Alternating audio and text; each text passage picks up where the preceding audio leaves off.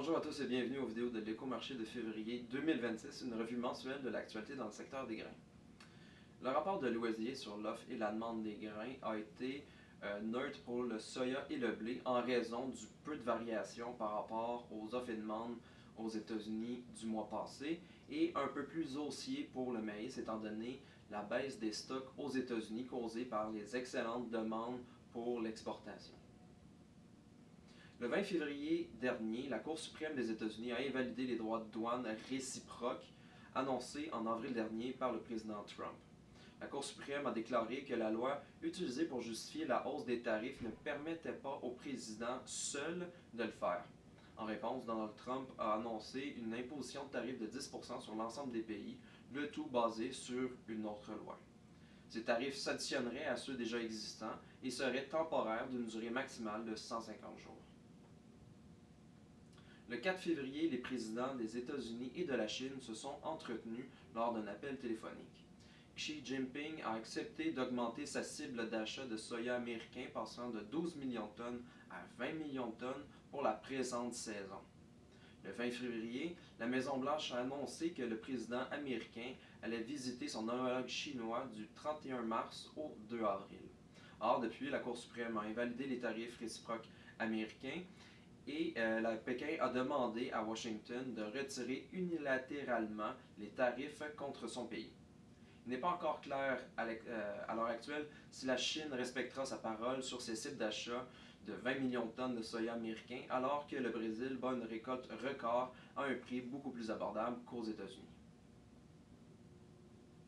Le retard des ventes de soya à l'exportation aux États-Unis par rapport à l'an passé se rétrécit alors que l'avance du maïs et du blé se maintient. Les ventes de l'année récolte en cours par rapport à la précédente sont en avance de 29% pour le maïs, 14% pour le blé et elles sont accumulées un retard de 19% pour le soya. Février a été un mois sec pour le Brésil et l'Argentine. Au Brésil, la récolte de soya est complétée à 30% comparativement à 39% l'an passé. Les semis de maïs safrina sont terminés à 50% contre 64% l'an passé. En Argentine, la condition de bonne à excellente du soya s'est détériorée en février, se situant à 26% alors qu'elle était de 47% le mois dernier. La récolte de maïs a commencé et s'est établie à 4%, ce qui est en retard par rapport à l'an passé, mais est en avance par rapport à la moyenne des 20 dernières années. Le dollar canadien a évolué en dents de scie et s'est légèrement déprécié alors qu'il avait terminé janvier à des niveaux plutôt élevés.